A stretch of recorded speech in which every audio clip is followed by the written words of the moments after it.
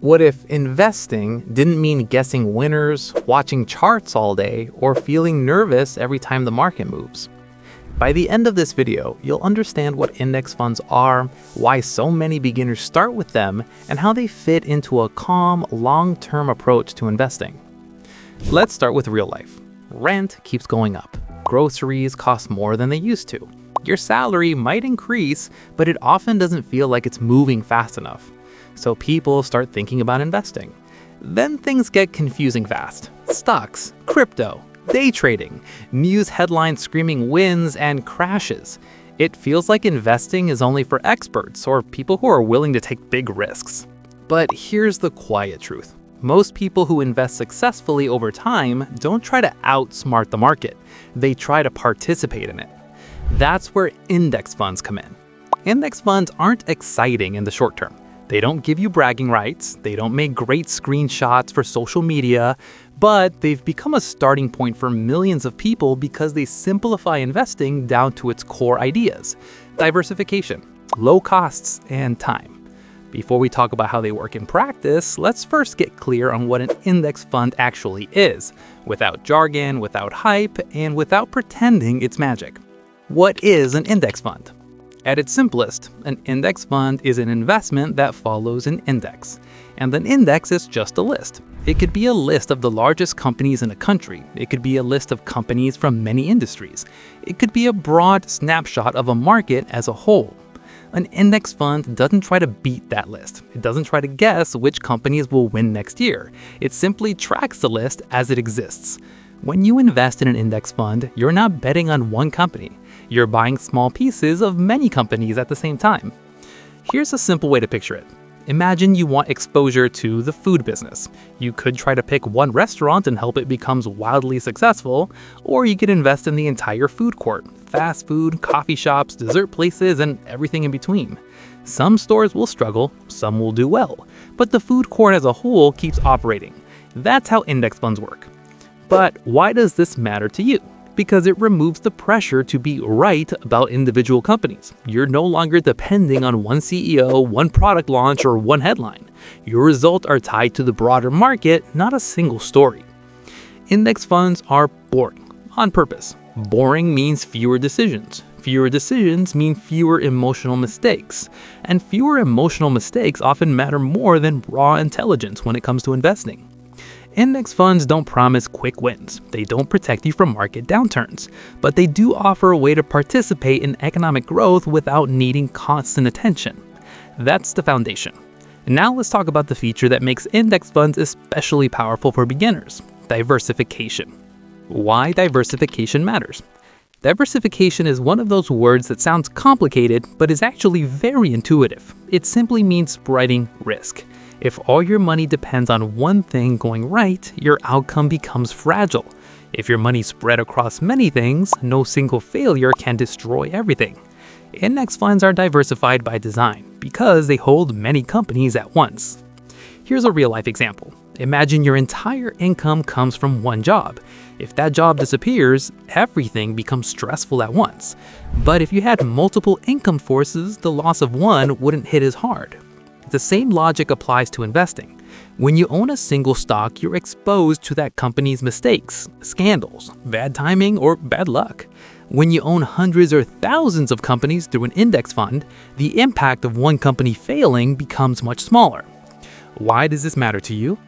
Because diversification helps move the ride. Markets still go up and down, index funds still experience drops. But diversification reduces the damage caused by single company disasters. Now, there's an important misconception to clear up. Some people think diversification means no risk. That's not true.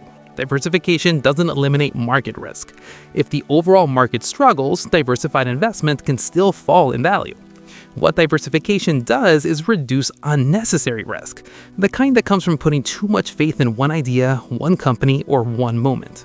Another misconception is that more stocks automatically means safety. Not exactly. Diversification works best when those stocks represent different businesses, industries, and economic roles. Index funds are structured with this in mind, which is why they're often used as a baseline investment approach. For beginners especially, diversification acts like emotional shock absorption.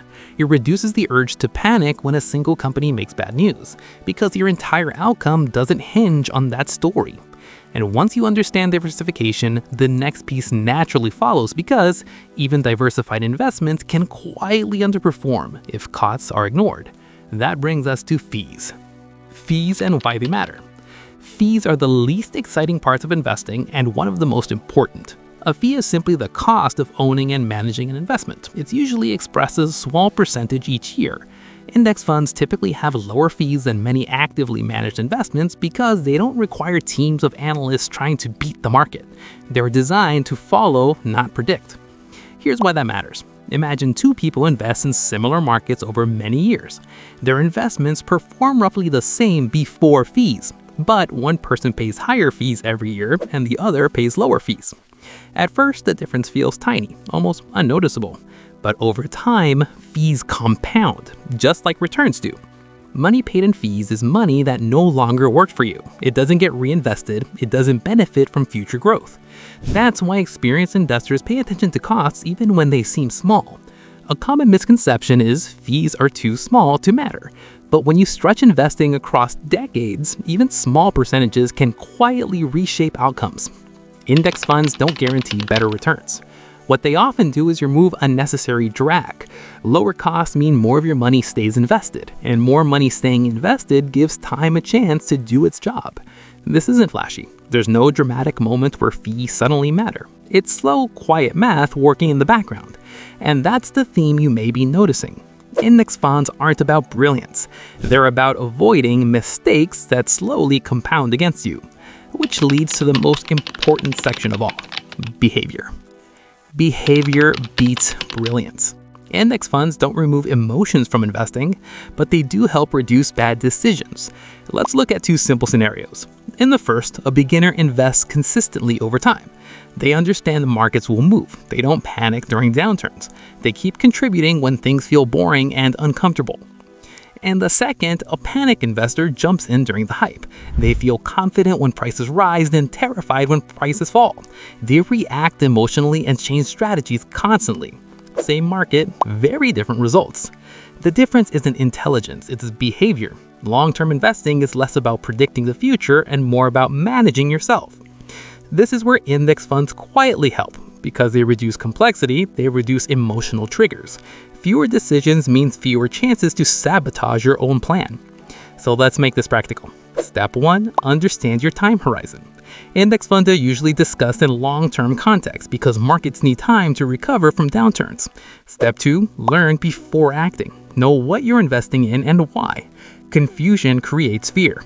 Step 3, focus on fundamentals, diversification, fees, and time, not headlines. Think long-term, stay consistent, keep it simple. Avoid chasing trends, overreacting to news, constantly switching strategies. If you only remember one thing from this video, remember this. Index funds are about patience, not prediction. They're not magic. Markets go up and down. Index funds can lose value in the short term. They're tools, not guarantees. And this is educational, not financial advice. The real goal isn't to beat everyone else. The goal is to build a system you can actually live with, through boredom, through fear, and through time. Today you learned what index funds are, why diversification and fees matter, and how behavior plays a bigger role than hype. If this helped, subscribe for more calm, clear money explainers.